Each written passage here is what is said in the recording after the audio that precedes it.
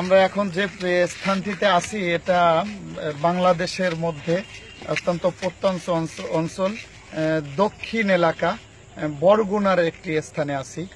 আপনারা এদিকে দেখতে পাচ্ছেন, দেখা যাচ্ছে নদীর পাশে এইভাবে ঘাট, আবার এই সাইডে আপনারা এদিকে তাকালে লক্ষ্য করলে দেখতে পান যে কিছু ছোট ছোট ঘর আছে। এগুলোর মধ্যেই দ্বীনি শিক্ষা ব্যবস্থা করা হয়েছে। এখানে আমি দাঁড়িয়ে আছি, এখানে তালেবে ইলমদের মাঝে এখানে ছোট ছোট বাচ্চারা তারা বিভিন্ন বাড়ি থেকে এসে দিন শিখতেছে। এখানে বসে আমরা কথা বলতেছিলাম অনেকের সাথে। এখানে তাদের মধ্যে এই ছাত্ররা আছে। তোমার নাম কি? মোহাম্মদ আবু ইউসুফ। কি পড়ো? হাফিজখানায় পড়ো। তো বাড়ি এখানে কাছে না দূরে? কাছে। থাকা খাওয়া কোথায়? এখানে থাকো, এখানেই খাও। সবাই কাছের? তোমরা দূরেরও আছো? কে দূরের আছে? কে তোমরা দূরের? দূরের থেকে এখানে থাকো। কষ্ট হয় না? কষ্ট হয় না? ভালো লাগে? পড়তে ভালো লাগে? তোমরা এই যে এখানে থাকো, সারাদিন পড়া লাগে, এখানে থাকা লাগে, তারপর বেশি দৌড়দৌড়ি করা যায় না। স্কুলের ছেলে পেলে অনেক দৌড়দৌড়ি করে, অনেক ফুর্তি করে। তা তোমাদের কি স্কুলে যাইতে মনে চায় না? স্কুলে যাইতে মনে চায় না? কেন? মাশাআল্লাহ, স্কুলে গেলে উল্টা পাল্টা হয়, তারা নামাজ কালাম পড়ে না, তারা ভালো পথে চলে না। মাদ্রাসায় পড়লে তারা এই বয়স থেকে নামাজ পড়ে। তোমরা সবাই নামাজ পড়ো? তোমরা নামাজ কি মসজিদে একসাথে পড়ো জামাতে? মাশাআল্লাহ, তারা মসজিদে নামাজ পড়ে। স্কুলে গেলে এই বয়সে কখনো নামাজ হতো না।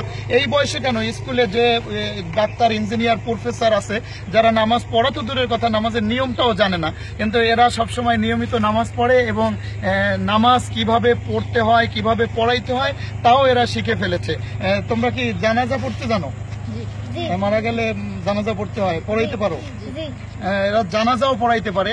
আসলে এইটাই ব্যবধান যে একজন প্রকৃত মানুষ হওয়ার জন্য দ্বীনি শিক্ষা প্রতিষ্ঠানে ছোটবেলা থেকে তারা যখন গড়ে উঠবে, তারা নিজেরা শিখবে, অন্যকে শিখাবে এবং তারা মানুষের উপকারে কাজে লাগবে। আচ্ছা, তোমাদের কাছে আর একটা প্রশ্ন, তোমরা যে এই মাদ্রাসায় পড়ো, মাদ্রাসায় পড়ে তোমরা কি হবা বা কি করবা?